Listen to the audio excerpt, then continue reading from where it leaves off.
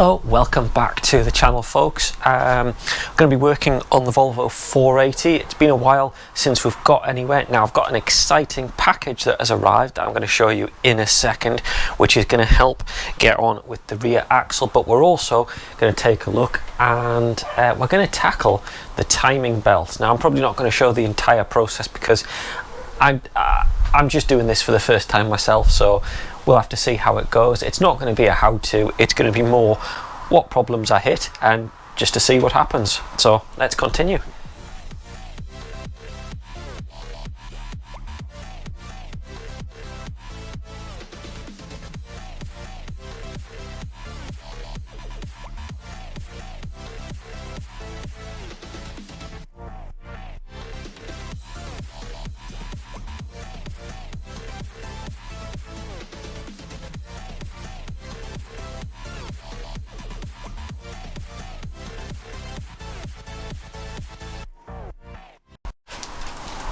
Well, I think a few of you on Instagram noticed a package has arrived for the Volvo, which is very exciting news. Now, as you know, the rear arms needed replacement bushes, and very kindly Jeff from the Volvo480 forum said I'll be able to press those out and put the new ones in. Now, when you get the rear bushes for these, Tedgum is the manufacturer to go for, basically, and so it took a while because you have to get those in from Europe, but got those down to Jeff. He very kindly pressed them out, and you can see I've started to unwrap it. So let's just take the rear arms out.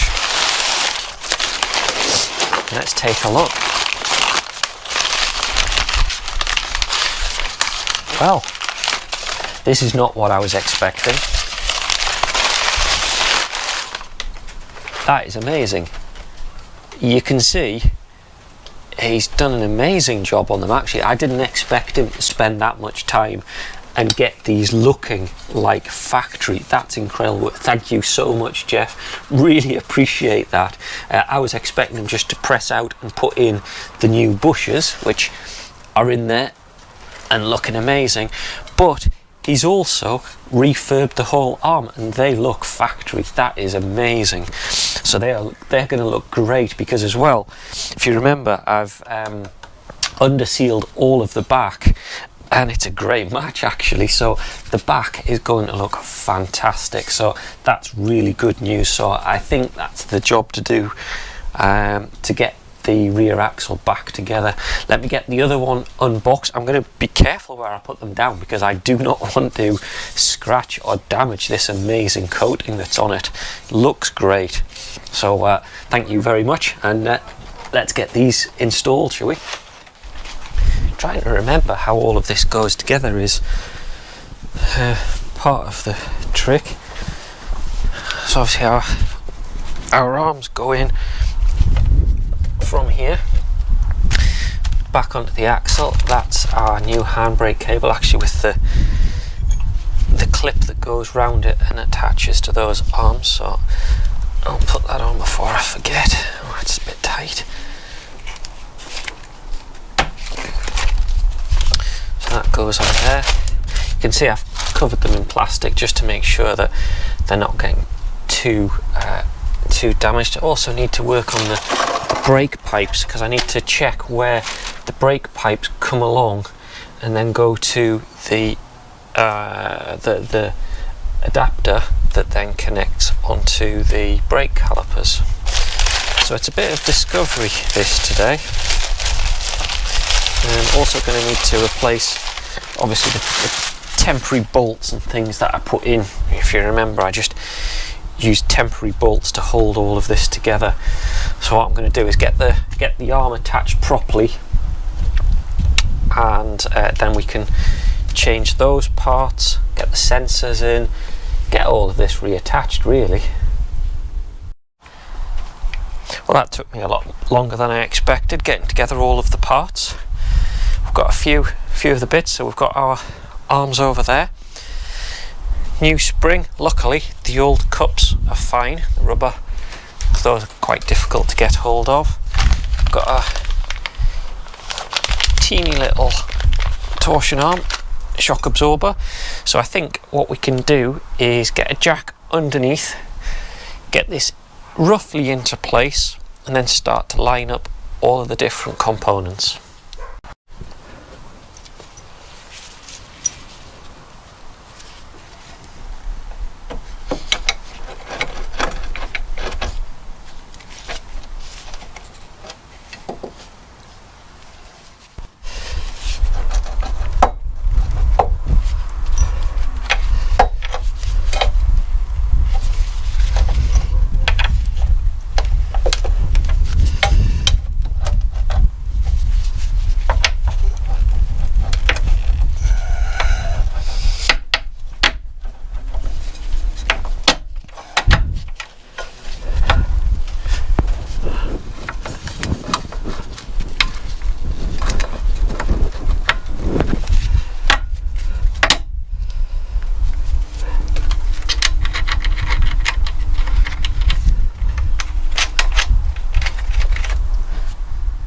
I'm not going to lie, that took me an awful lot longer than I was anticipating. To be honest, a second person would have really helped out with this, because having to kind of balance the bar, go around to the other side, push it into place, get it all lined up, that took quite a bit of doing. But I've got both of the arms in place. You can just see the other one at the far side there.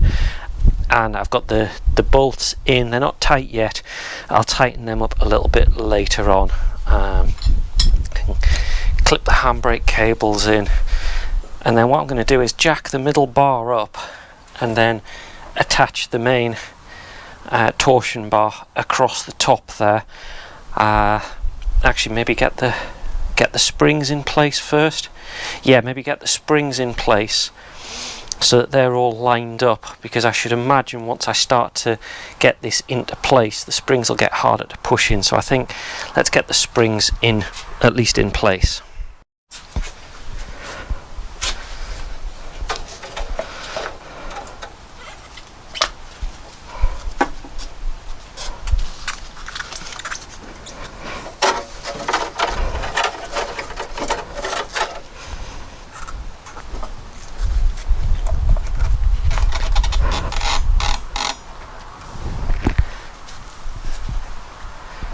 Probably going to fall any second now, but if they can vaguely hold in the right place, that's good enough for me.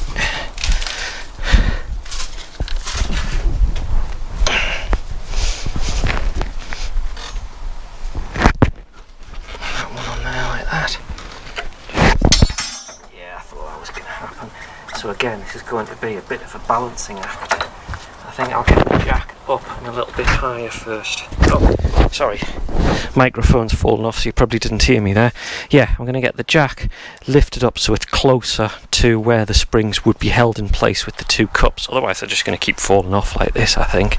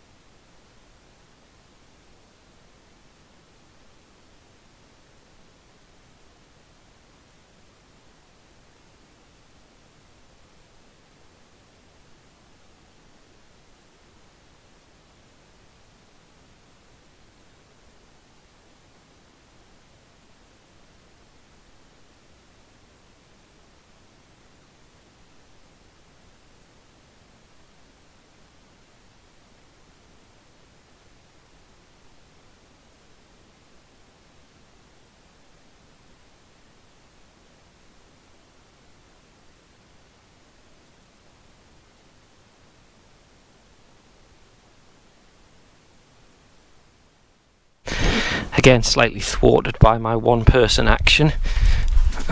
Jacking it up on the one side, obviously it goes up slightly skewed and I can't fit the spring on this side, so it's going to be a case of dropping it, putting the springs in, trying to move it, trying to balance it. So I'm going to keep trying to do that, hopefully show you the end results without too much stress for myself. So let's give it a go. Well, you can all stop shouting at your screens now about the arms that I've put on, because yes, I've got them on the wrong way round, haven't I?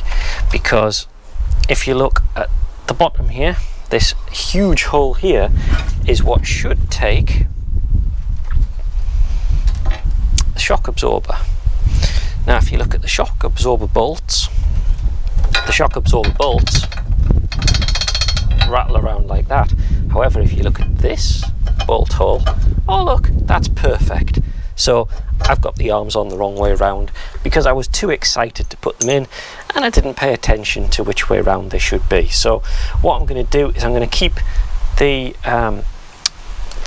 rear axle jacked up and secured. I'm going to put another jack under there just to make sure, and then I'm going to undo these bolts. Hopefully these will be relatively easy because they're lined up now. Drop them out, turn them round, put them back on, and yeah, pay a bit more attention to the way that all of this goes back together. That was a very stupid mistake.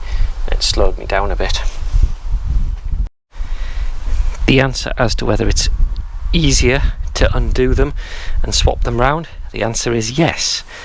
I think that was much simpler that time round. I mean, obviously with this being coated, with all of this being coated, it's all a bit tighter and a bit difficult to thread things in. I do think having that middle bar in place helps because the whole thing kind of pivots and sits on that quite nicely, which does help hold things together. A couple of jacks as well, but at least that's now in the right place. You can see we've got the right holes in place ready for the shock absorber, and I think that's going to be the next thing. Put the springs back in and get the shock absorbers in place. Oh, and also the rear bar, you can see I've got that pretty much ready. Now I remember this is quite an awkward sort of fitting and position, so again I'm not sure whether, well, it has to be after the springs, so I think get the springs and the suspension at least in the right place and then try and match it all together.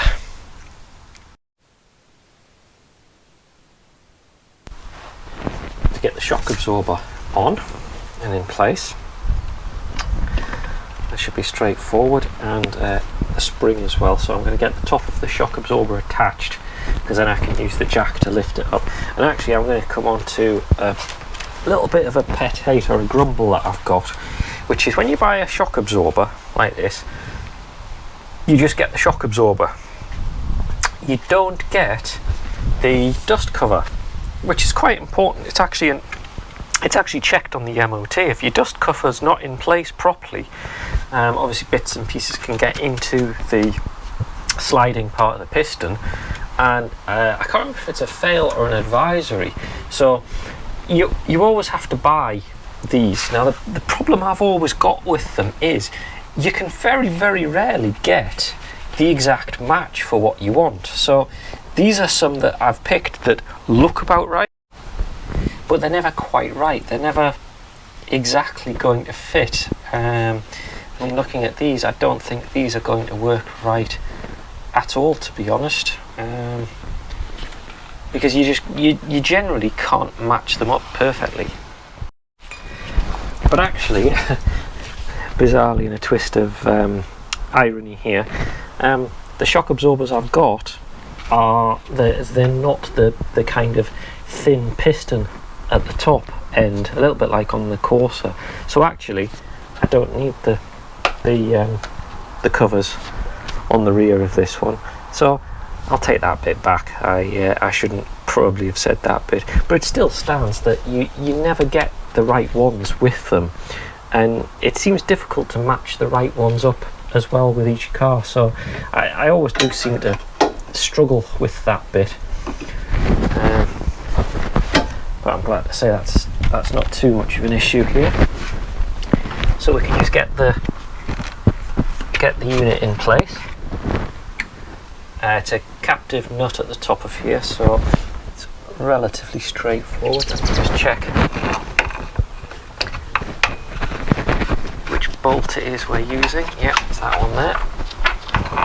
Get the top in place.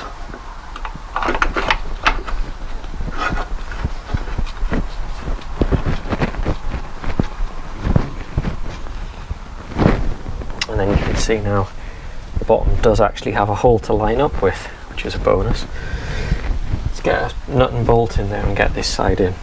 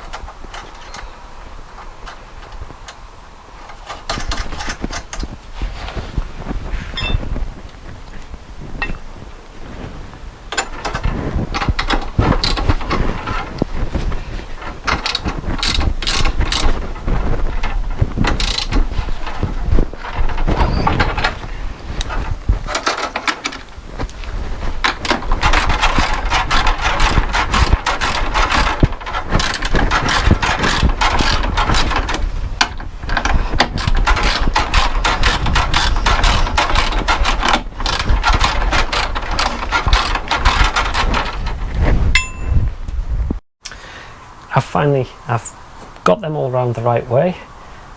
Also, something else I forgot, on the bottom of the springs there's also a little cup that they sit on.